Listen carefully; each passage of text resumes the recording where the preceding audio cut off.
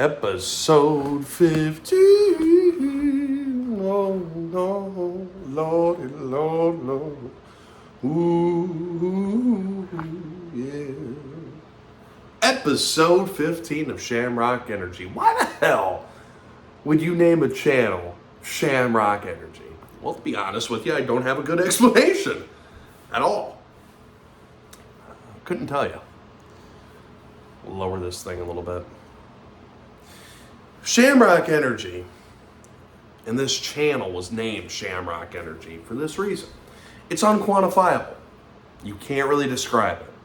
It's this quality that comes along with certain things in life, whether it be your own personal life, a relationship, whether it be your job, where things are going your way, or whether it be Notre Dame football, or any of your football teams, right? Shamrock Energy is that quality, that force that pushes it forward. And it feels good. It feels really good. When you're watching it, when you're feeling it, when you're experiencing it, it feels good. It feels right. In those brief moments when Shamrock Energy happens, it all makes sense. Today was one of those days. At least as it relates to Notre Dame football. Notre Dame absolutely smacked their rival Stanford. Admittedly, not a great team, not a good team. Potentially a bad team. They smacked Stanford 49-7. In a game, to be honest with you, could have been worse. Let's break it down just a little bit. Very impressive performance. Very impressive. Checked a lot of boxes. I feel like more boxes got checked today than have been checked all season long. The incremental improvements on offense finally today got put together. The things that we've been calling for all year long, we saw, with the exception of some other things that we'll break down. This team played with swagger. This team played with aggression. This team provided some piss and vinegar that they have not had all year long. They showed in spurts, no doubt, throughout the year, but not throughout 60 minutes. Today, we saw that. And if we didn't get it for a full 60 minutes, we got it for 45, right? This was an A- performance. A+ doesn't really exist, right? It's like a 10.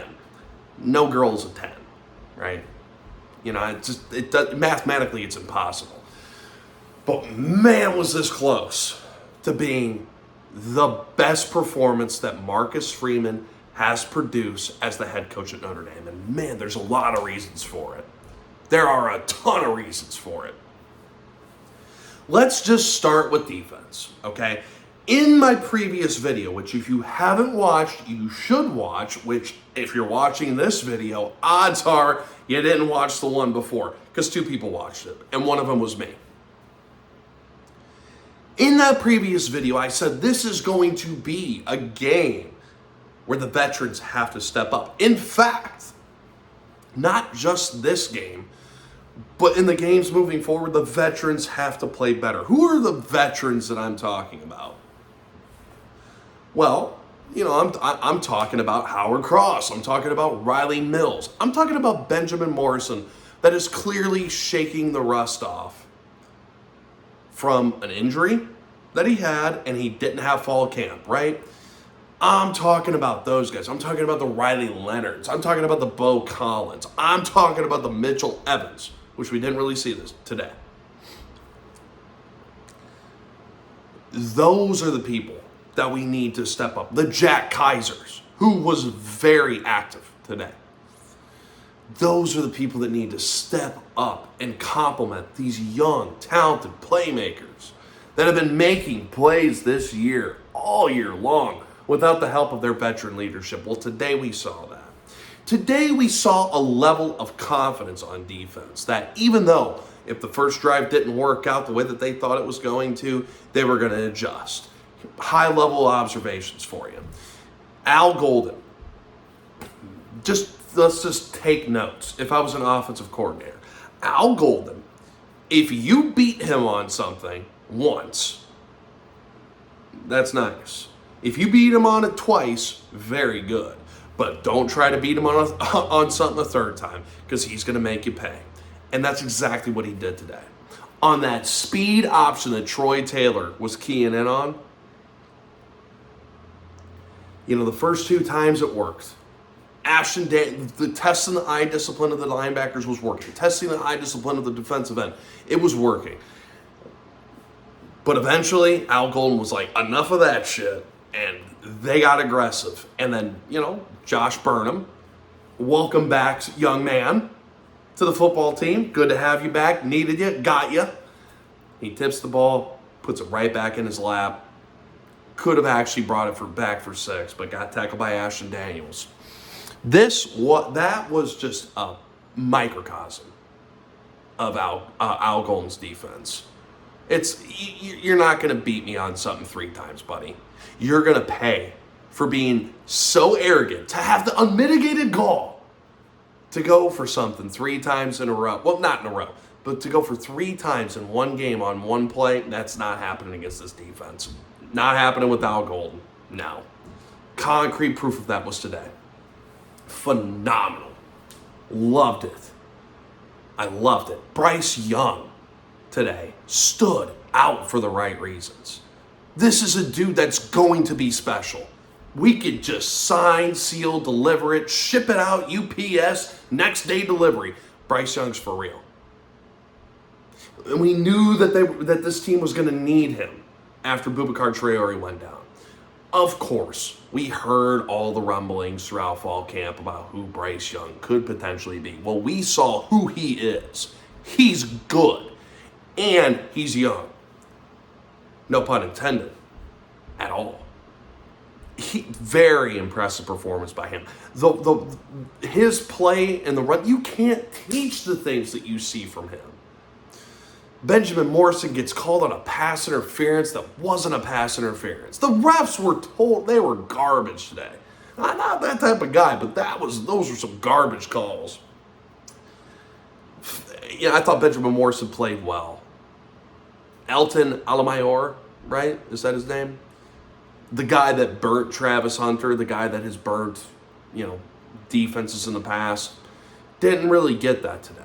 Whether it was on BMO, whether it was on Christian Gray, it wasn't going to happen. Which you could have predicted. Because here's the deal. Now, I've said it once and I'll say it a million times.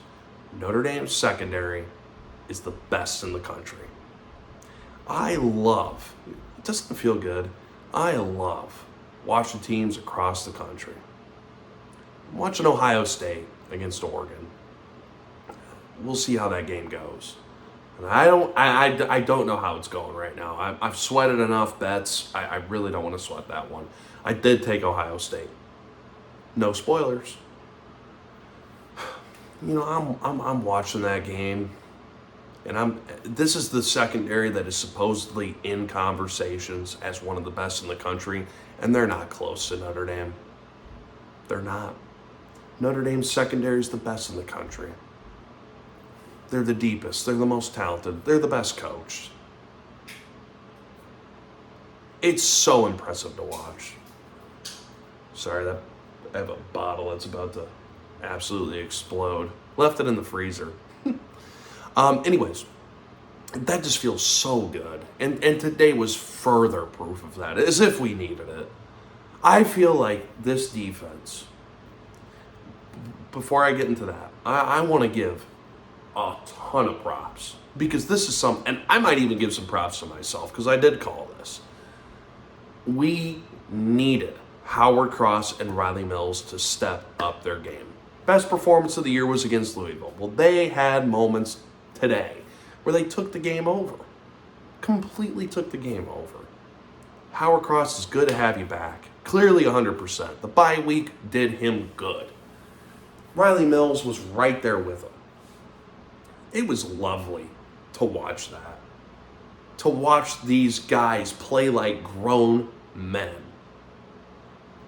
So much fun to watch. So much fun. Junior Tuihalamaka, very good.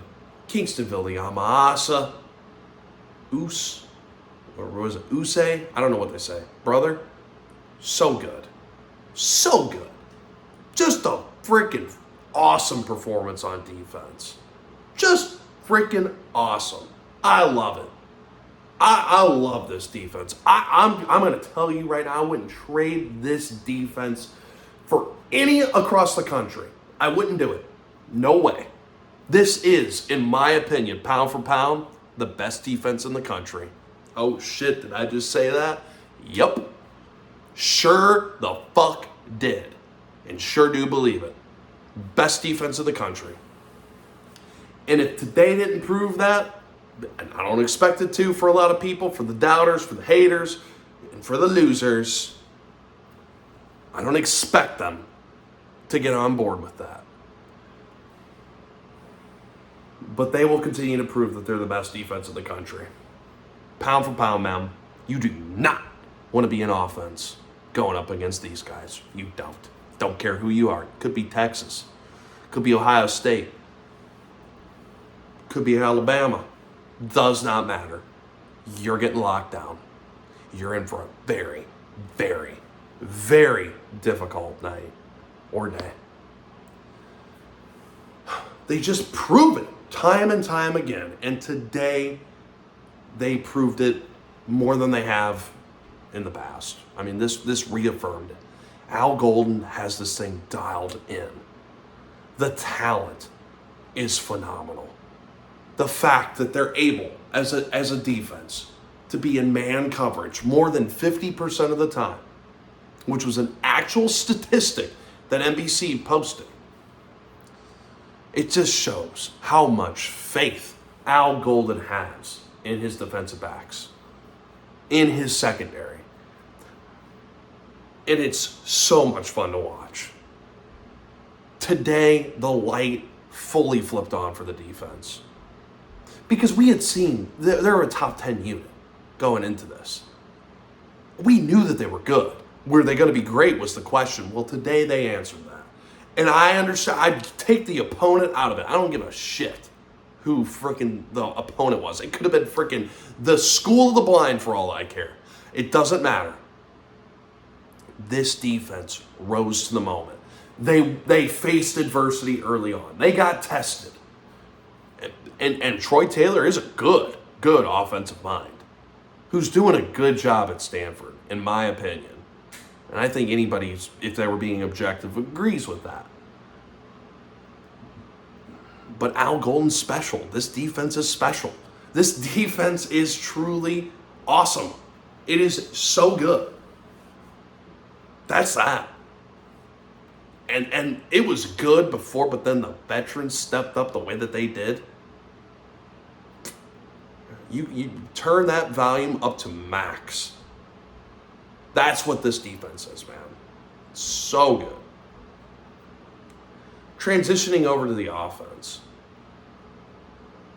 If the light fully flipped to the on position for the defense,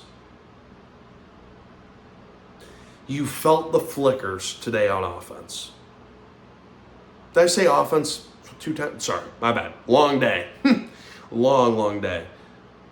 If the light flipped on for the defense, it started flickering on for the offense, though. Very, very impressive performance by them. Did whatever they wanted to today. Even when the drive wasn't successful, they moved the ball well. Riley Leonard playing with a level of confidence that he hasn't all year long. Finally, Riley Leonard puts all the elements of his game together in one game. It happened. Finally, it's all coming together. Finally, we see more 21 personnel. And for my amateur listeners, which is totally cool, happy to have you, welcome. 21 means 2 running backs, 1 tight end. Finally, we saw that today. And it wasn't with Devin Ford and Aeneas Williams. It was with Jeremiah Love and Jadarian Price. Finally, We saw RPO. What is an RPO? It's a run pass option. Meaning, I'm going to read one guy, it's one route, I either hand the ball off or I sling the ball, depending on what the read is, depending on what the safety does, or depending on whoever I'm reading does what I want them to do. I manipulate, I discipline, and I pull the ball or I hand it off. And it worked. Less than 1% of the plays that Notre Dame has run has been in 21 personnel, and they ran it 4 or 5 times today. Less than 13% of the time they have done RPOs on offense. And that was a big, big part of what they were doing today and what Mike Denbrock was trying to do to that defense. It was awesome to see. We saw Chris Mitchell today do things that I didn't expect him to do when he came from Florida International. It was very fun to watch. Seeing him make plays in open space, getting that touchdown that he deserved on that RPO. Seeing Jaden Thomas do the same thing. Seeing Bo Collins bounce back from adversity and then just feeding the ball to him. It was awesome. Yes, Eli Reardon got a touchdown, and that was nice. It was cool. But, I mean, how much are we going to read into that? I don't know. I mean, it was kind of a pitch and catch type play. We didn't see any Mitchell Evans, really. They brought him in motion constantly. I don't think that he's warranting the type of eyes that he used to get. Just imagine what happens when he comes into form and when the light goes on for him this year. We've seen it come on before, guys. The minute that comes on, oh my God. And here's why. Because your running back room is the best running back room in the country. And I'm not going to hear any arguments about that. I feel the same way about the running back room that I do about the defensive backs. Best in the country. And I think that we've seen enough now to know that. Jeremiah Love and the plays that he made, just awesome to see him get the ball and absolutely just do what Jeremiah Love does. It was really cool to see Jadarian Price do what Jadarian Price does, bouncing back from a shitty week against Louisville where you got yanked out of the game because you put the ball on the ground. Well, he was called upon quite a bit today, and he rose to the moment. And by the way, that left side of that offensive line that does struggle in pass protection, namely Anthony Knapp, and there are things that he needs to get better at, obviously, but run blocking isn't one of them. That is not one of them. And by the way, Stanford loves to load the box, and they're going to stop the run by any means necessary, and it didn't matter. Riley Leonard, his pocket presence was great today. He felt things. He looked natural.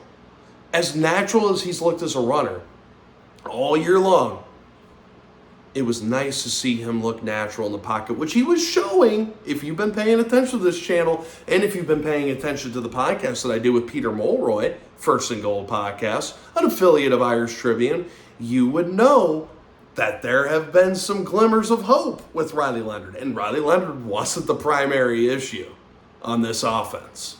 At times, yes, but not since NIU. God damn, it feels good to know that I feel like this offense is becoming exactly what we wanted it to be. What we expected it to be. It's not there yet. It's close though. You started to see the progress. That's Shamrock energy, baby. This team is coming together. They're starting to play their best ball when it matters most. We thought against Texas A&M, and then the week following, that maybe the peak of this year was week 1. Nope. We have learned now that that is not true. We have learned that this offense, this defense, this team is starting to play their best ball now. They're just now forming. They're just now gelling. All those pieces are coming together. And it is so cool to watch. It was so much fun to watch this. I'm sorry for getting jacked up like that, but it's the truth.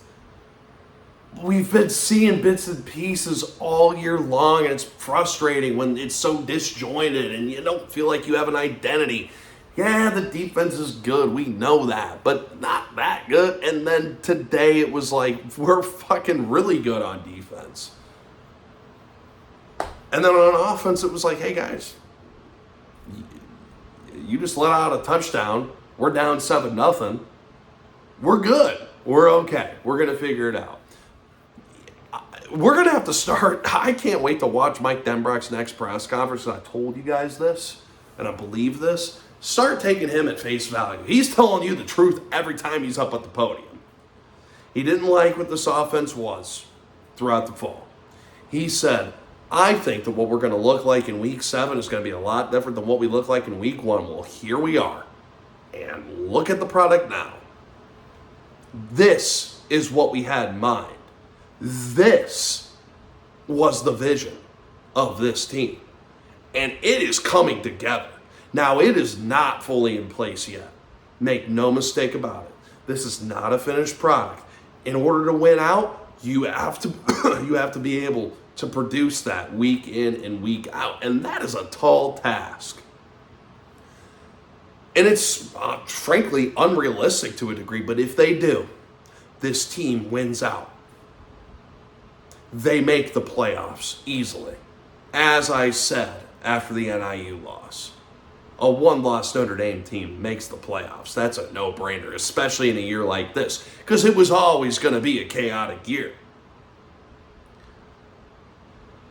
But you make the playoffs and you play like this, the way that you played today, regardless of the competition, you might be on the cusp of doing some really special things. What is special? Well, I think you get what I'm getting at. Because I'm watching freaking Oregon and Ohio State play, and I'm looking at Notre Dame, and I'm saying, I think Notre Dame matches up pretty well with them. I'm looking at Texas play, and I'm saying, maybe Notre Dame doesn't match up well with them. But then again, I don't think that any offense matches up well with this defense. So fair enough. I'm watching Bama play, and they barely squeaked out a game against South Carolina. They looked like shit 2 weeks in a row. And this was a team that was potentially the best in the country 2 weeks ago against Georgia. And I've seen Georgia this year, and, Georgia is Georgia, and Kirby Smart is Kirby Smart. But, boy, have they had some close calls, too. And, boy, do they look beatable.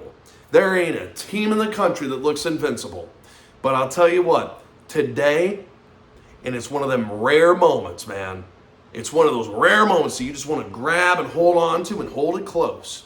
Notre Dame look like they could compete with any of them. They can compete with any of them. They can compete with the best of them, and they can compete with the best of them on their best day. Notre Dame might, just might, be what we thought they were. Really fucking good. It's that Shamrock energy that's pushing them through now.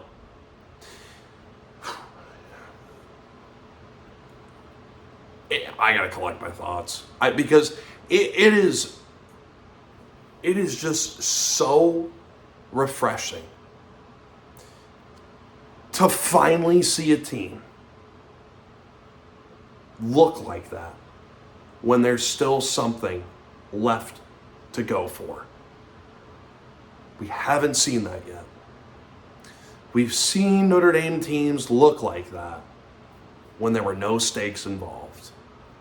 We saw that with Brian Kelly. We saw it more with Marcus Freeman than Brian Kelly, to be fair. But today, something was at stake. The season continues to be on the line. And they rose to the moment, and they dominated. And I don't think I've ever seen a Notre Dame team that showed flashes here and there throughout the year be able to put it all together like they did today. I don't give a fuck if it was Stanford. I don't care. The opponent never mattered. In my opinion, moving forward, the opponent is nameless and faceless. No matter what. It could be USC, it could be Ohio State. It doesn't matter. It's Notre Dame versus Notre Dame. It's always been Notre Dame versus Notre Dame. And they won. They won the battle. That matchup was overcome. Finally, Notre Dame has conquered the biggest thing standing in the way of them reaching their full potential, like Marcus Freeman says. They got past themselves. They have defeated themselves. And the product is really, really enjoyable to watch. I remember coming to you guys after week 2.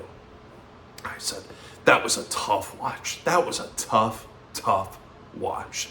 This wasn't. It had the potential to be, but it wasn't.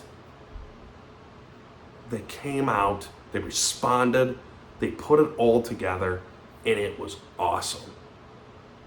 Again, I've said awesome like 5 times in this video, if not more. And it's the only word that comes to mind. It was just poetic in how they responded to the bullshit that they put themselves through up to this point. It was beautiful to see that.